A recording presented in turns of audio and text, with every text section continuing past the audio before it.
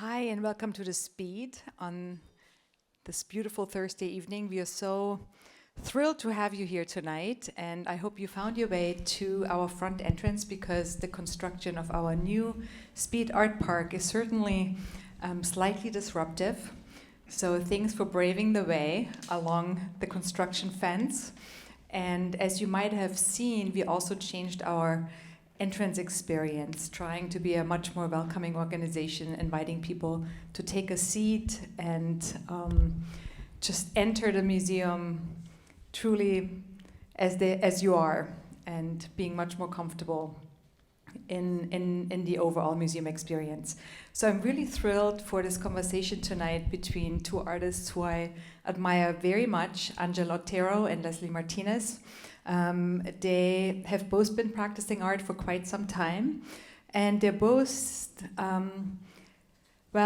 Angel dabbles in abstraction and figuration. His work is very, very imaginative, and Leslie's work so far is mostly abstract. They both use a lot of, especially Leslie, different materials that she attaches to her surfaces, and both of them in a really interesting way recycle materials, scrape paint off, reapply it, collage, and I'm really looking forward to hearing more about their process and the thinking behind what they're doing. So their works have been in dialogue upstairs in the Chelgrin Gallery for quite some time, and today we have the opportunity to have the two artists in dialogue. The works speak really well with each other. There are lots of synergies. The works pose really interesting questions, and I trust that the two artists will illuminate in really, really interesting ways what they're thinking and going through, and how they're thinking about abstraction in the 21st century. And of course, our Curator of Contemporary Art, Tyler Blackwell, will conduct the conversation and also introduce the artists. So thank you for being here tonight. Thank you for your support, and please enjoy the conversation. Thank you. Thank you, Rafaela. Hi, everyone. If we have not met, my name is Tyler Blackwell, and I'm the Curator of Contemporary Art here at The Speed. And I'm particularly thrilled to welcome two superstar artists to Louisville. Angel Otero, who is here from New York / Puerto Rico. He goes back and forth between the two. And Leslie Martinez, who is visiting us from Dallas, Texas. Our conversation tonight is presented on the occasion of the exhibition, which Rafael was just speaking about, which is upstairs in this building, called Current Speed, Angel Otero and Leslie Martinez. It's on view for, I think we've just extended it, which I haven't even told you guys yet. Current Speed is a series of changing contemporary art exhibitions and focused presentations that introduce the Kentuckiana community to new and emerging artists, as well as celebrated mid-career artists previously under-recognized or under-known in this region. Current Speed exhibitions are open to the public and are included with general museum admission. So that's a very special opportunity for us to share new art, if you will, with our visitors that is not with an additional ticket price. Because these artists are so illustrious, I'm going to provide a brief introduction about both of them. Angel Otero's works, and Angel goes by he, him, his. His works are both intimately biographical and formally experimental, poetically merging realism with abstraction. Through an innovative, labor-intensive process, the artist paints onto large sheets of glass, scrapes the partially dried oil paint from the surface, and then reassembles the resulting skins into multi-layered compositions. Otero continues to paint then, leading to a swirling, visually raucous scene like Backyard, which is on view upstairs. Drawing from the visual vocabularies of art historical figures such as Willem de Kooning, Pablo Picasso, Jackson Pollock, and Nicolas Poussin, Otero fuses his painterly images with fragmented memories of family, his past, and his native Puerto Rico. Instead of literally representing his life through art, Otero optically chronicles moments within it through a constant negotiation between lived experience and an engagement with the history of Western painting. Angel has been the subject of solo exhibitions at the Bronx Museum, the Contemporary Art Museum Houston, the SCAD Museum of Art, as well as dozens of other major gallery museum group shows across the world. His work is in the collection of the Kemper Museum in Kansas City, the North Carolina Museum of Art, the Guggenheim, the Virginia Museum of Fine Arts, as well as our very own Speed Art Museum, among others. Leslie's turn. Leslie Martinez, and they go they by they, them, their, creates alluring paintings and sculptures that directly engage notions of place, climate, landscape, and queer personhood through unconventional methods of applying and interlaying various materials, textures, and hues on canvas. One of the most compelling artists to emerge in the last 5 years, I wrote that. Martinez's signature style of abstract painting features viscerally tactile and spatial atmospheres created with physical ingredients like fabric rags, recycled clothing, and crushed stone that reveal discordant visual intersections of destruction and emergence. The artist's work on view upstairs, across from Angel's work, which is called Blazing Bounty, speaks to recent issues of the current climate emergency in Texas and around the world, including wildfires, drought, and abnormal weather patterns. Martinez's paintings also invite readings of their own biography, including their trans non-binary identity and their intergenerational homelands adjacent to the Texas-Mexico border. They have been the subject of solo museum shows at the Blaffer Art Museum in Houston, and they are currently the subject of a solo exhibition at MoMA PS1 in New York City. Their work is in the collections of the Dallas Museum of Art, the Perez Museum of Art in Miami, the High Museum of Art in Atlanta, LACMA in Los Angeles, the Speed, and the Whitney Museum of American Art in New York. Let's please welcome Angel and Leslie.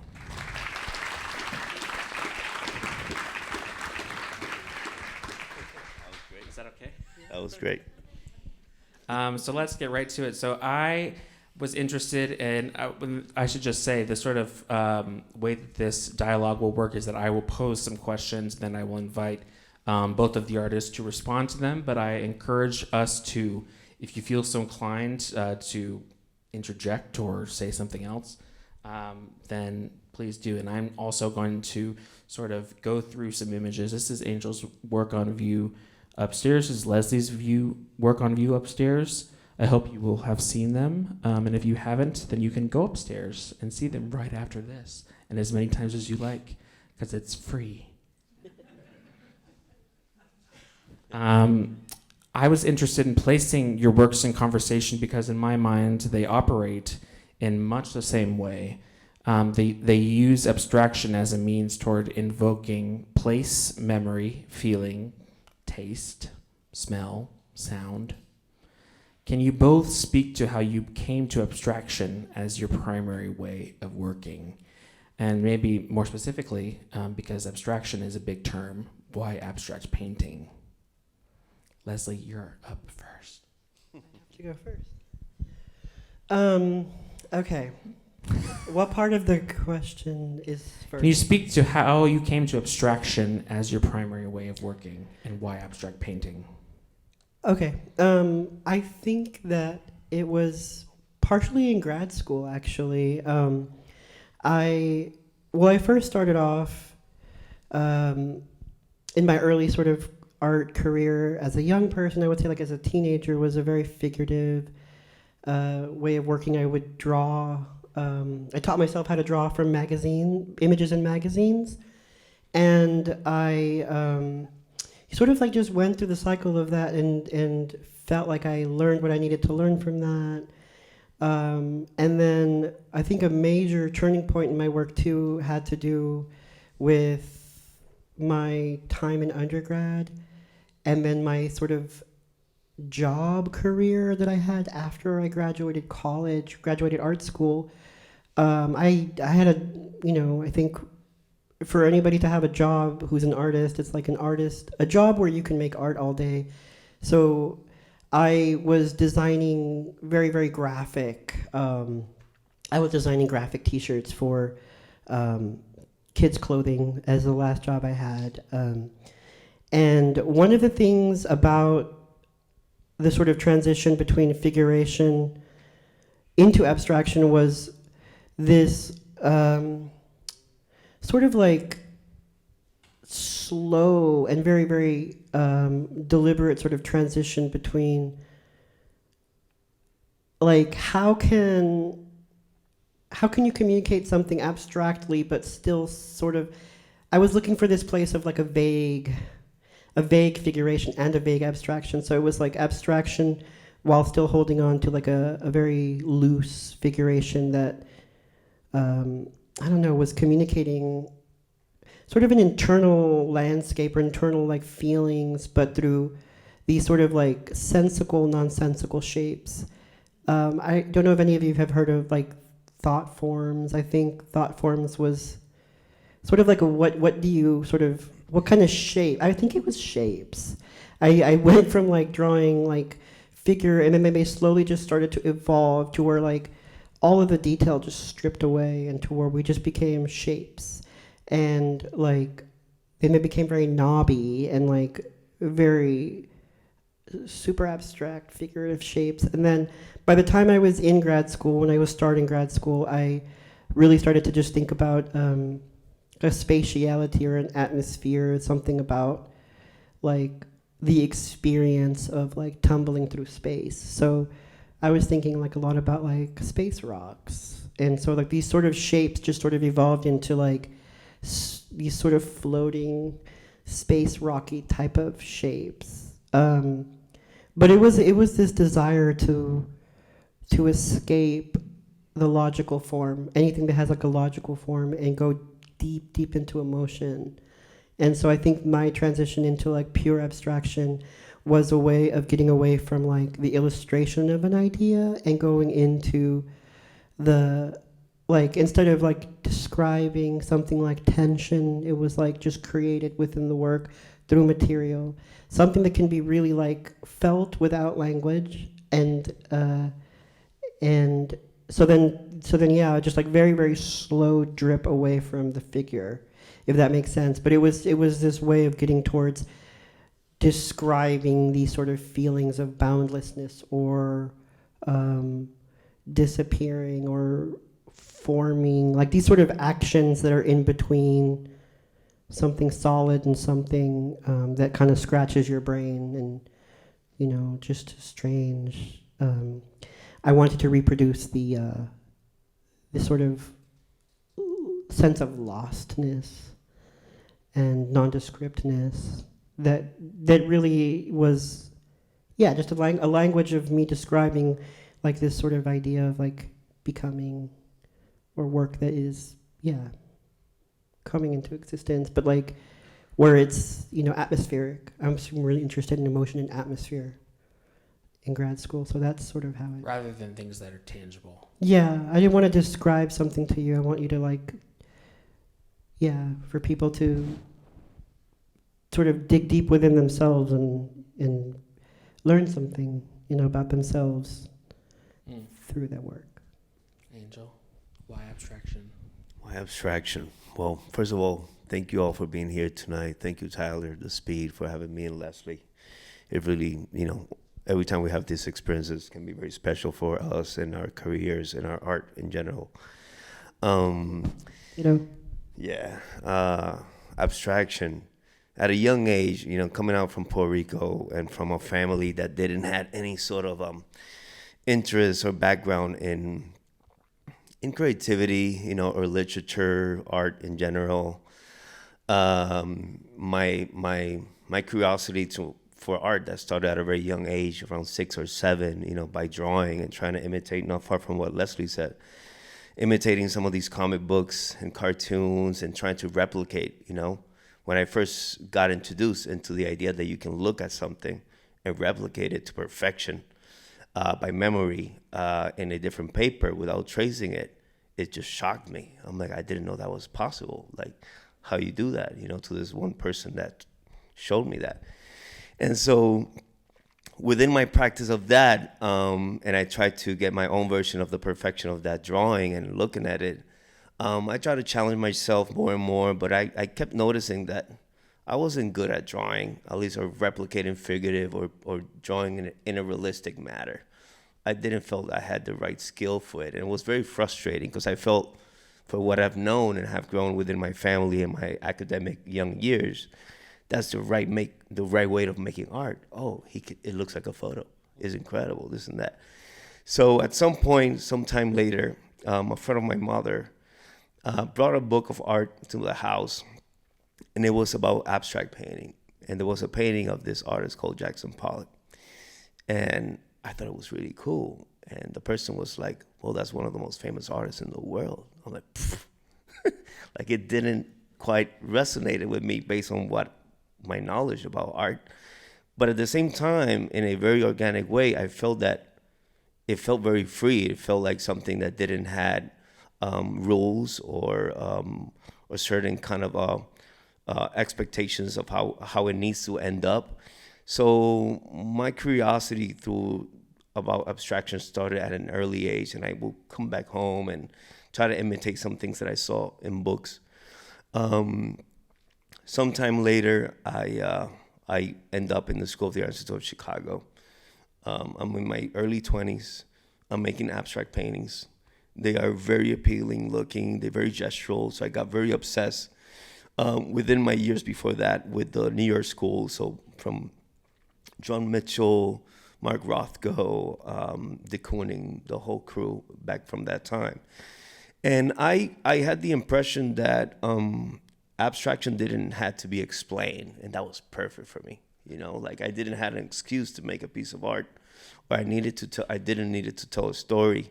I can go straight to the materiality, emotional element of it, you know, the surface, and just move the paint around the surface and react to every gesture, and just keep going back and forth with that. But in the academia environment, there was quickly the question from a professor was, what is that about?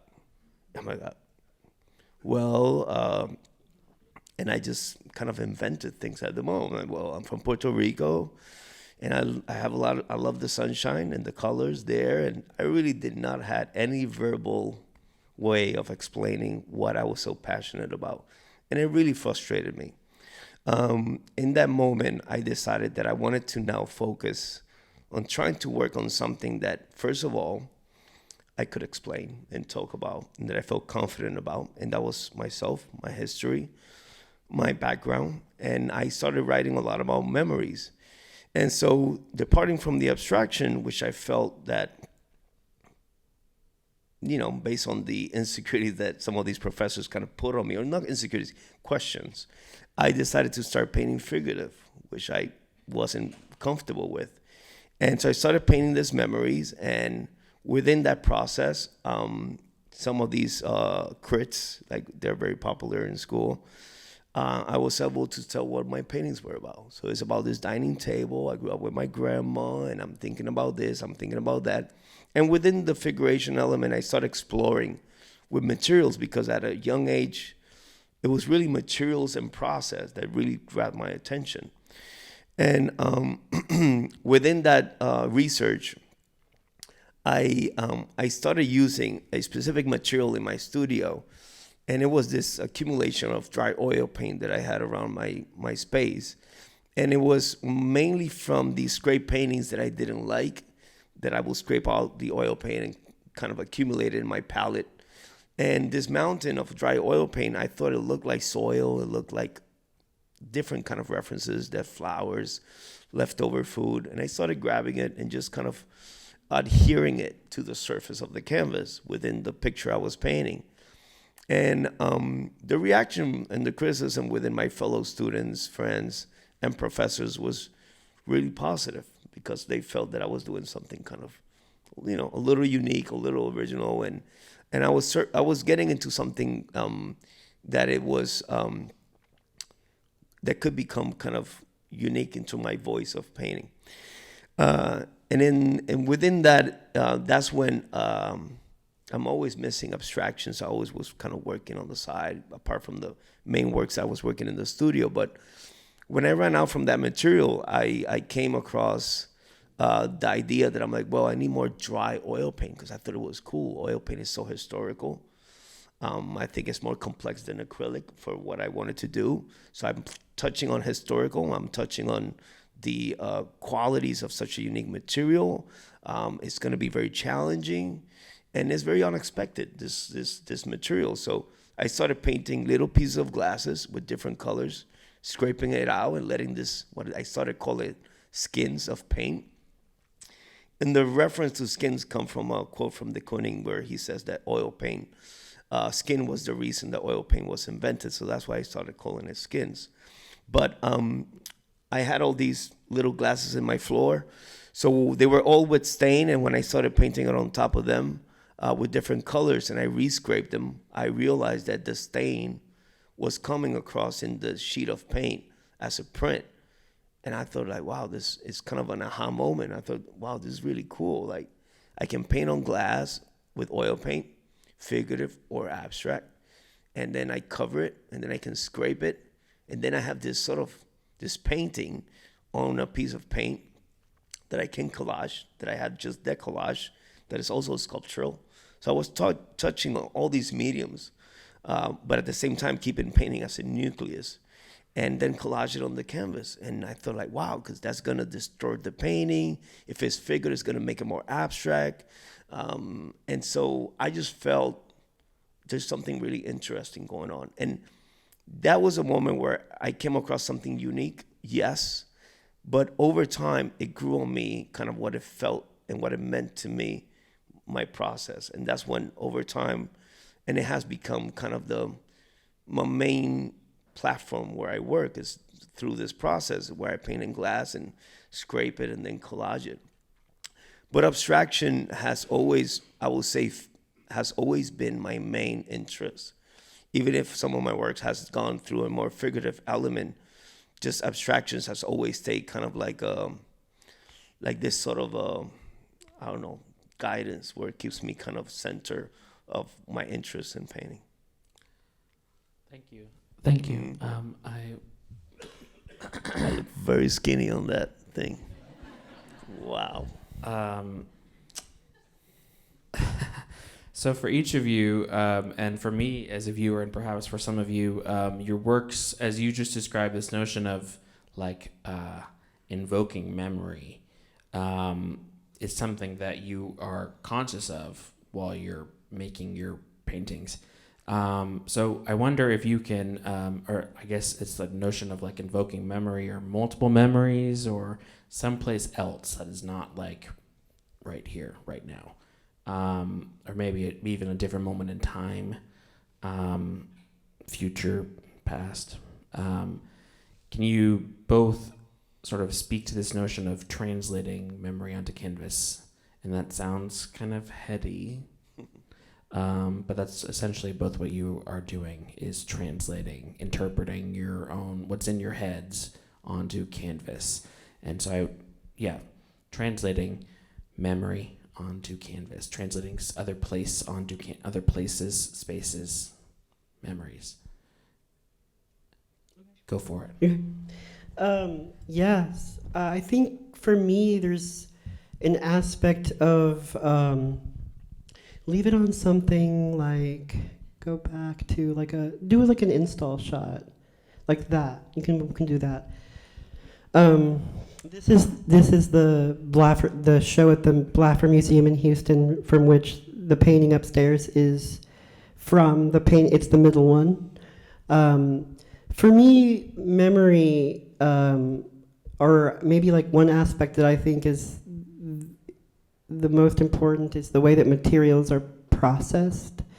The materials that sort of the three-dimensional materiality that goes into the work has a much longer sort of, very similar to what you're saying, like a lot like longer lifespan of that is being processed in something that I consider, I call it fermentation, even though it's not like real fermentation. I think the first time I said that word, somebody was expecting to see like sloppy, dirty, like kombucha water, like in my studio in these bins, but it's like, it's just a conceptual word. So when I think of fermentation, I'm thinking about like this sort of like long history of material transformation that occurs where I really take a lot of what I would consider failure and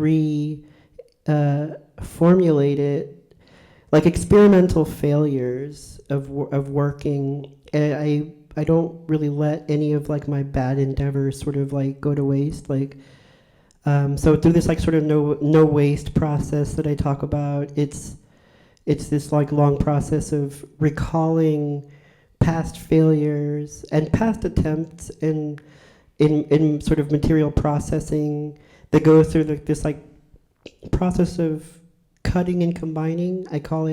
I refer to it as cutting and combining, but it has like this sort of alchemical root to it, like where I consider like in sort of like alchemy, there's like this thing called like the deadhead, and I look at a lot of my work and the like sort of small materials that get cut and combined into bigger materials as a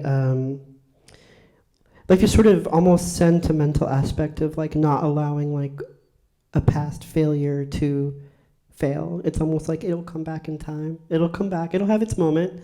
And so I do think of memory and the fact that like when I look at my paintings, almost as this, I am the only person who can tell you what place and time a material comes from. So like I will fold in materials that have particular meanings, but most of it doesn't. It's more like an example of like where I was in time. So some of these things, there's like moments in time that sort of evoke like, you know, I can look back at a piece of material, small type, like something this small, and say, that's when I was living in Tucson. Like that's, and I held on to it in order to like allow it to grow into another like large. I really say that like work is like, I don't grow kombucha, but I call my work like SCOBY Mama, because it's like, it's this process of like solidification and grinding back down like incinerator or like a meat processor, where it's gonna just like grow. And so I think that the longest sort of age of like my material like bin selection processing system in the studio is like a 5-year time span, but then there's elements that go back many years that are like you know, like my grandparents like work clothes, or my grandmother's like sewing scraps. Like there's this sort of familial aspect. So there's like this like recollection of memory that I'm just to a point where I just think like, you know, historical sort of family lineages, you're just the same person but in different time frames. So yeah, it's like this, yeah, this process of transformation that memory is recalled in terms of like, you know, starts and stops of failure, and sort of this resourcefulness that roots back to sort of like how you know that people from your past, like, you know, legacy, family is, what were the sort of tools that they used to survive? Like, how did they push forward into a future with what they had? It's sort of the same kind of thing for me. Like, I don't take any little scrap of material for granted, because I know that like if you give it a lot of time to be combined and then cut down and combined again and cut down, that it develops its own sort of structural integrity, that it almost like becomes like this way where it just grows on its own with very, very little intervention, even though you are sort of orchestrating like a system of like transformation or what's the word? Processing, material processing. That's quite a gorgeous sentiment. That's also why I keep all of my scraps, Leslie. Angel, yeah, I'm thinking about what you just said. Yeah, how do you paint memory? First of all, I have to say that phrase you just said, Leslie, about growing in its own. Can you repeat that again? Memory growing on its own way.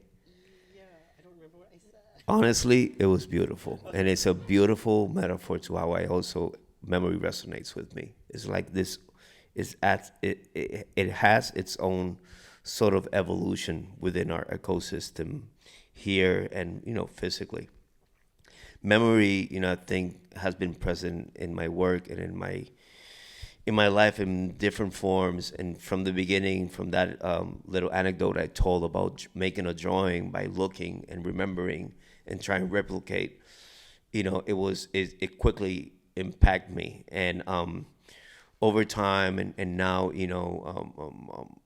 working as an artist, memory has lived with me in ways like I've always have had a strong connection to my past, to growing up in Puerto Rico.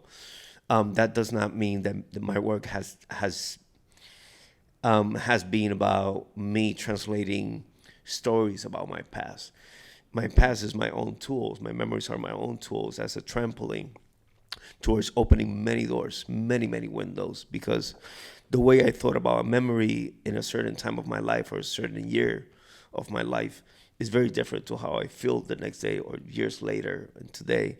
And I think that is very interesting when it comes to all of us, and we hold to very specific memories so strong. And within us, we really believe that this memory is so specific. I remember when this and this and this and this was this color.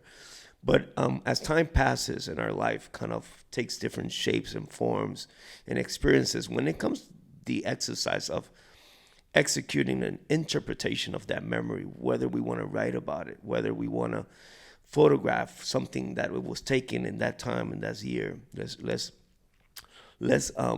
replicate it, etc. It changes, and it bounces back into who we are today. And I think process-wise, when it comes to art making in my studio, I'm very aware of that. I'm very aware of the memories that I bounce off when it comes to some of the objects that I reinterpret in my paintings, and then they change, right? I can think about a dining table, and I can tell about many stories that are in my memories about dining tables and how I feel about them.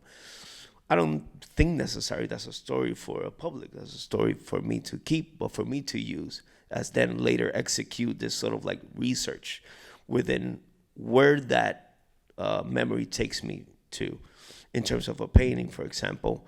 Then things start becoming very intuitive, very organic, and things start kind of being very experimental.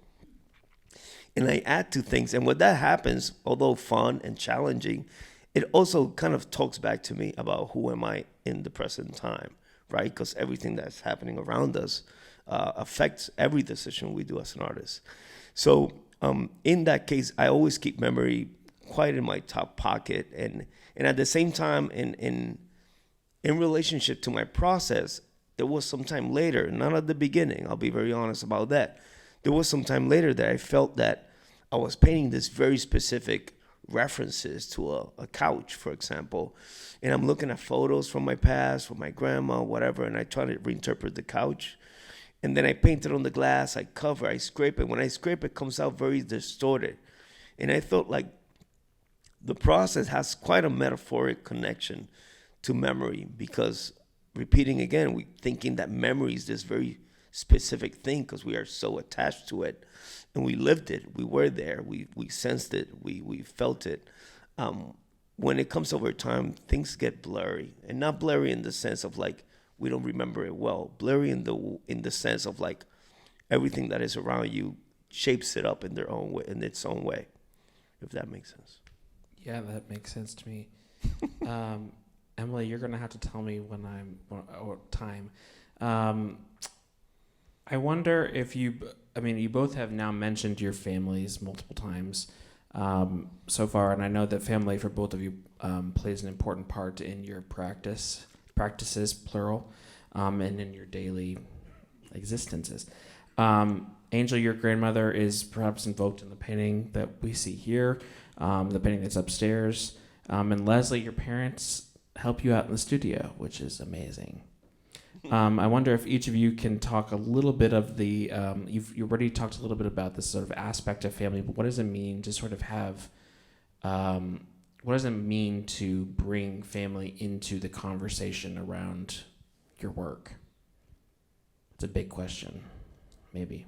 Kind of, yeah, it's a big question. I think it is, well, I guess I sort of grew up not really talking to my family that much. Like, I mean, like, so it's having them be around the work is a very sort of intimate aspect of my life, because it's a way of bringing them into the fold with the work and having them be sort of involved in the creation of something that sort of really does harken back a lot to so where we're all from.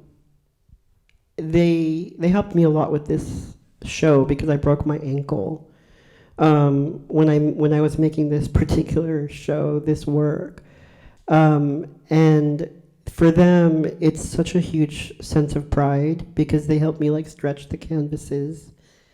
With this one, they were very involved, actually.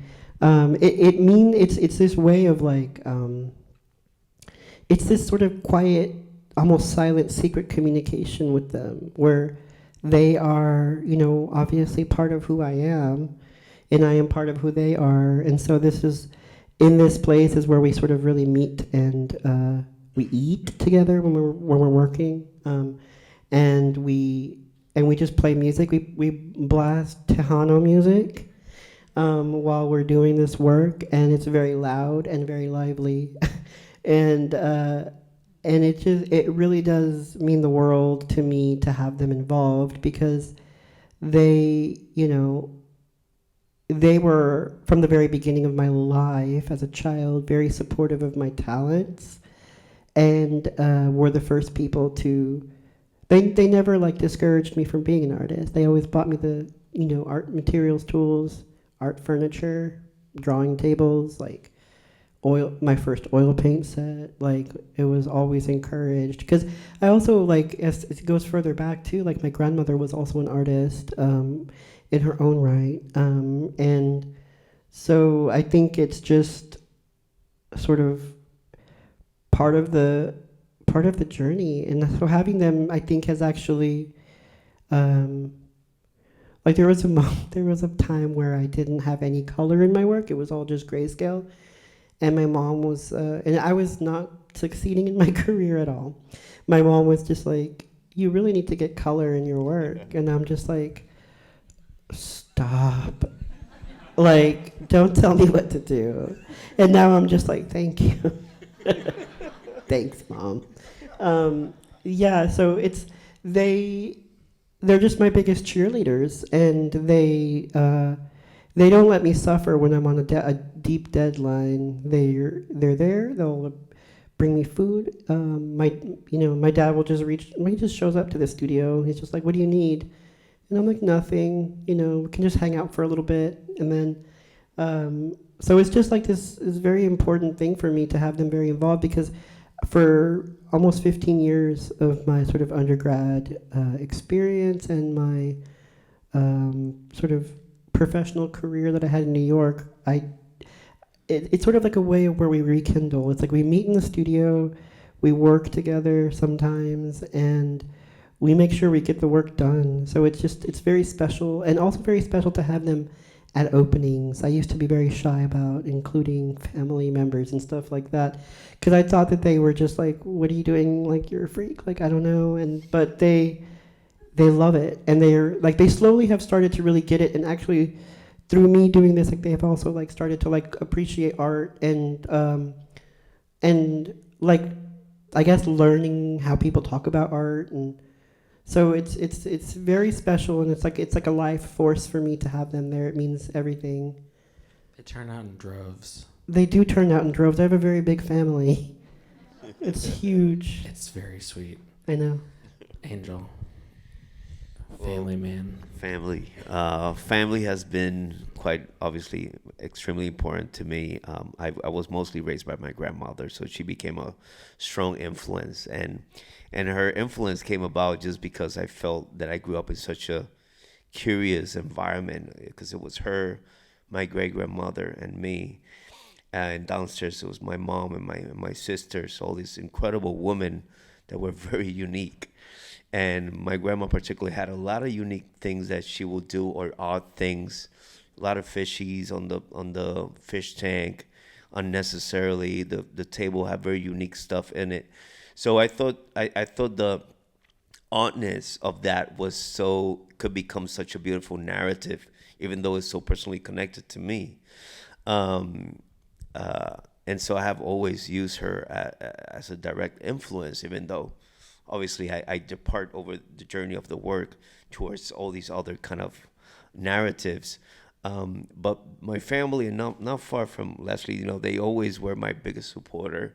They did not get nothing about art, not even abstraction, forget about it. That's like, I was going to die of hunger.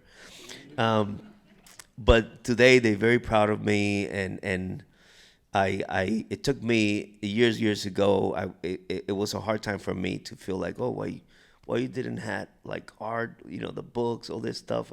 I was confused about, but they were a working class family, just wanting the best for me and my sister, and over time I feel blessed that I embrace and feel proud of who they are, and that they are part of my work.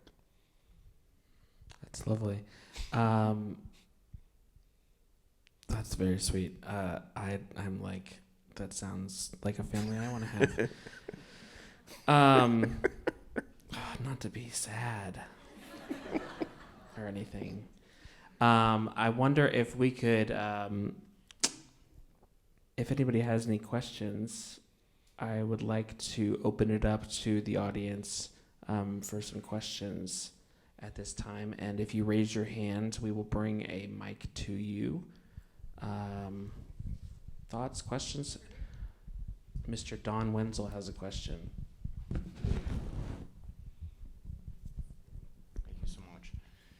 Leslie, I'm curious, in your early comments, you talked about your transformation from figurative work to abstraction. And I'm having seen a phenomenal exhibition at the Kimball of Mondrian's work, which chronicled in great detail that transformation in his journey, artistic journey. I'm curious whether Mondrian was at all an inspiration to you, or in any way influenced your journey from figurative work to abstraction. No, not particularly, but I'm trying to think actually to that question, like if there's another artist who I have a similar experience with. I kind of feel like in a very strange way, Philip Guston would be somebody that when I was more of a figurative artist or a figurative painter, was someone that I was interested because of his backwards transition to the figurative works. Because he, there's a particular one painting that I admire a lot, where he's like, there's like the hand of God coming down and drawing a line on the ground, and just how it upset people to go from like this sort of like very beautiful and atmospheric abstract works, which was probably like very like prevalent at the time, to go into this sort of crude cartoonish political work. So an artist that's the artist for me that I have that experience with. But I would very much like to delve deeper into Mondrian's journey, because that's not actually something that I've thought about, but I will. Yeah.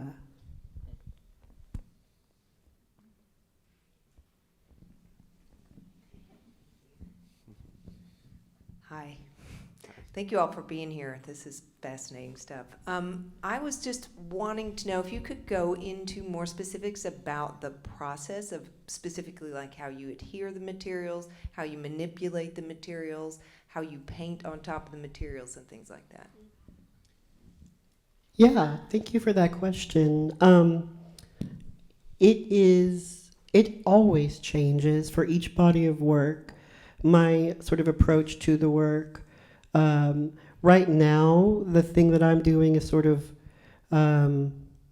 it's going almost from like small, medium, large. So I'm starting with like the sort of, like very similar to you, the skins, attaching them to larger materials and attaching those materials to larger materials and so on and so forth until we have these sort of material, it's almost like starting the painting sort of off-site and off-time.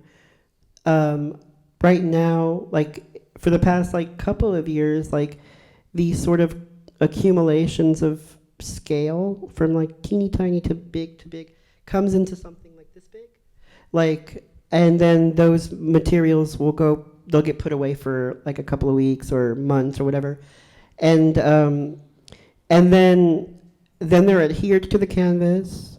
There's like painting that happens first, like that sort of very initial sort of painting is almost like staining, and then the sort of, where the sort of gesso is overlapping the like dry gesso or wet gesso overlapping gesso that's already dried, creates kind of an image on its own through the gesture of applying it, and that sort of keys me into like it's what the paintings, what its composition might look like.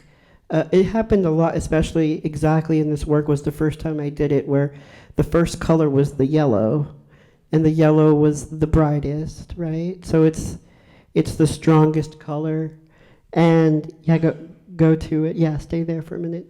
So the words yellow is where the gesso was overlapping wet and dry, and so I just trace, almost like trace it or like accentuate.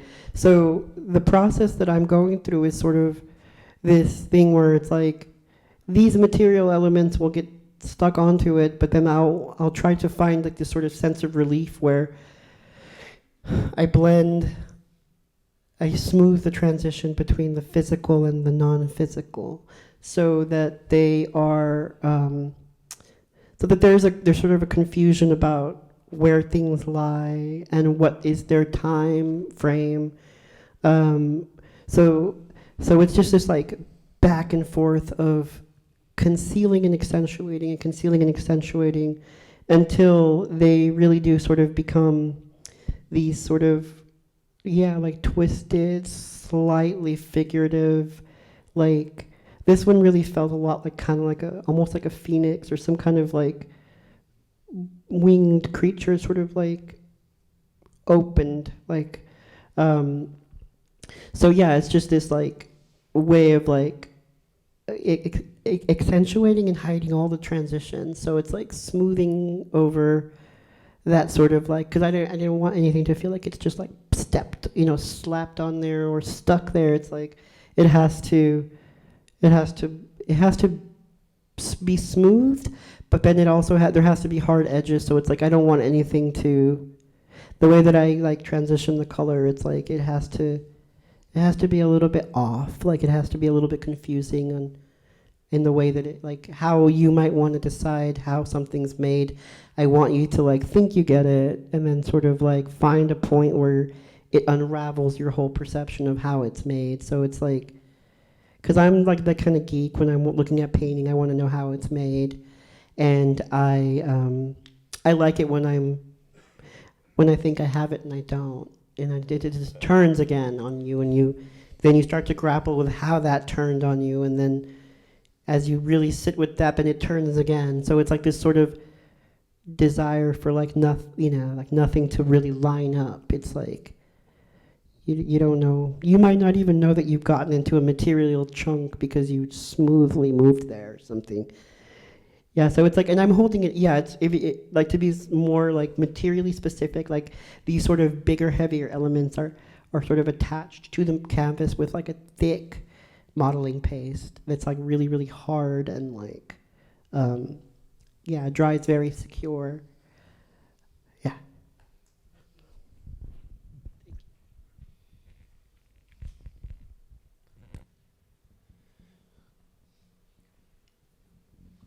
Hi. I was wondering if you two could tell me how you begin and end your compositions. What makes you determine when it's complete? Yeah. Well, for me, I tend to draw a lot of ideas that are in my head, and very, very simple, straightforward sketches. And it could start with a glimpse, if I go towards figurative painting, it can start with a glimpse of an object like a piano or dining table or a bed, this sort of domestic elements that I tend to use. And then from there, I think I go very intuitively and very impulsively towards the work, responding to things that are happening around the studio, responding to things that are happening during that day, curiosities, things that I see that I want to put on top and on top of the other and on top of the other. So you start kind of editing overall eventually. And the same with the abstraction, I go from gesture to gesture, reference to reference, like some of the references in the painting patio that we have, backyard that we have upstairs. And then at some point, when it comes to the conversations about explaining a finishing painting, I think we all have our own ways of having that feeling. My work is, as you can tell, is not an A to Z where like I know exactly what I want from Z. And if I don't get to there, the work is not finished. Is a feeling. I think you feel complete at a certain moment.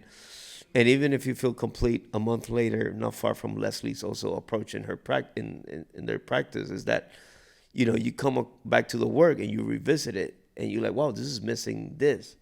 And you're like, you know what, I'm going to put this there. And then the work goes back into motion. So it's definitely a very emotional and organic element to make that decision at the end. Thank you. Very similar too. For me, go to the one where it's like 3 paintings.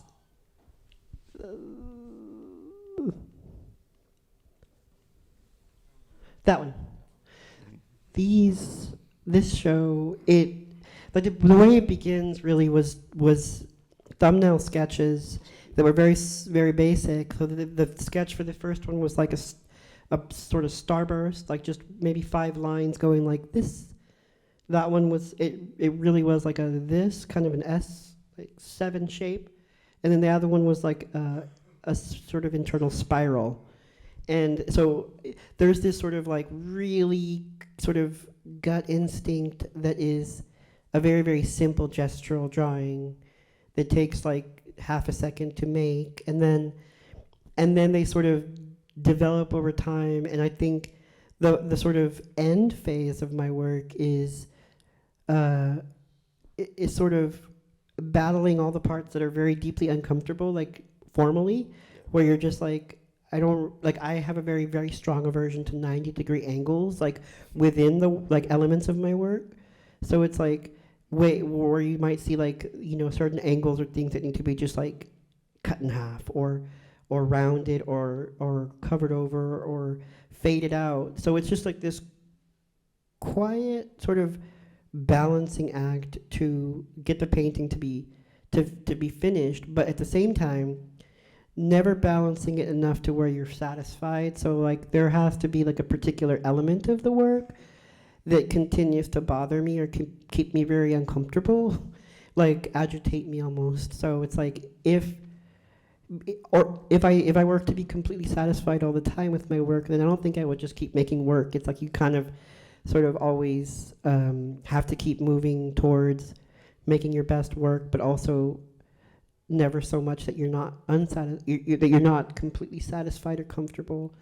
So I have to be a little bit slightly disturbed by the way that things finish. And the real thing that I do is that I work up to the end, the minute that it leaves, and the moment that the deadline hits is the moment that the work is finished, or else it could just keep going forever.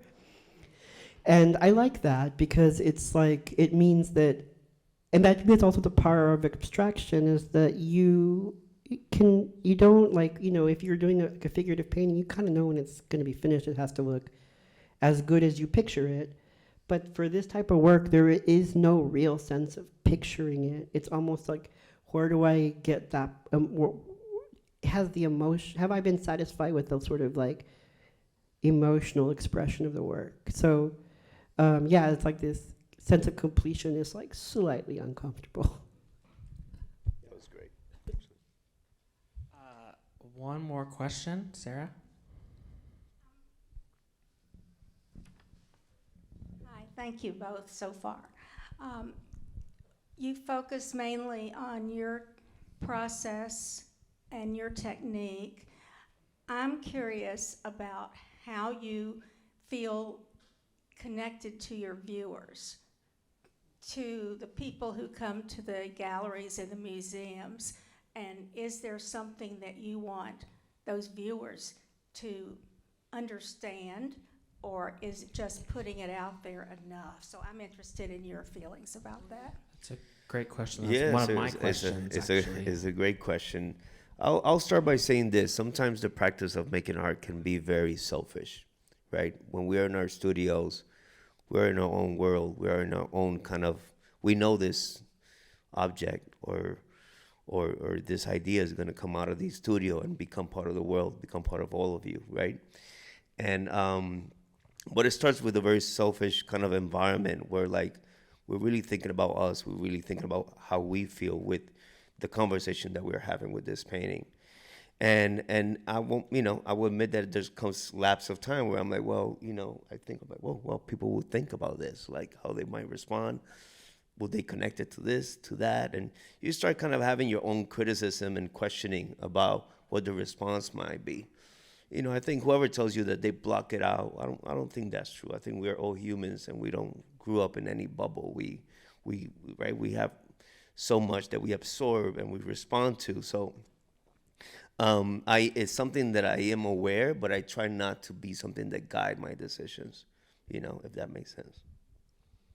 Yeah, very similar to me too. I think for me, like, what I hope is that, like, my work, you know, as personal as it is to me, and as it is also, it has like an aspect of itself that is like intentionally really universal in many ways. Like, there are so many, like, there's a way to like reduce the sort of, and I don't mean reduce in a negative connotation, it's like reduce in a positive way, which means to get down to the root. For me, like, get down to the root of something is, I hope that, you know, all I can really hope for is that there's some kind of parallel experience in the viewer that resonates with sort of like like what is in common between the two of us, you know, like you could, I've had so many really amazing responses that tap deep into like sort of memories that have like a very, very overwhelming like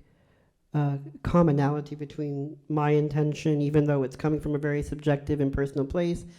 But it could all, if it, you know, if I'm talking about like history or memory, and somebody else comes to me who is, let's just say, like a, you know, a museum patron, a person who walks around and loves art, but they're like, let's just say, like, they're a surgeon or something, like they have a whole different profession, and they can talk to me about the way that my work maybe relates to like their own work as like people who come in to repair someone's body, and we can sort of, if we can find a way to like talk about what we do to each, what we do in our own worlds, but then there's like some kind of common language, that is all I really ask for. Is just this kind of sort of connection where I sort of always have looked at my work or thought of my work in a very sort of conceptual way as a lens. Like, how does when you have a lens in front of you, you have your eye, you have a lens, and then you have what the lens does on the other side of it. And it's like, I think about my work as like a lens of some sort that can get me to connect with some other person's soul. And that's all I hope, is that you know, I can sort of trigger some other kind of memories, like, and whenever you discuss your work with people and people discuss their perceptions of it, there typically always is some common ground in where we meet together. And I think that's really fascinating. And it's very often, yeah, like, you know, through metaphor or language. Even if it's not an immediate or an obvious meeting Yeah. point. Yeah. Yeah, and for it to also, like, you know, over time, as you go through different experiences and I go through different experiences, the work also transforms with it. So that's sort of how I sort of think about it. Let's please give a hand again for Angel and Leslie. Thank you, guys. Thank you. And thank you all for being here. Have a good evening, everyone. And if you haven't seen the paintings, go see them. Bye. Thank you, everyone.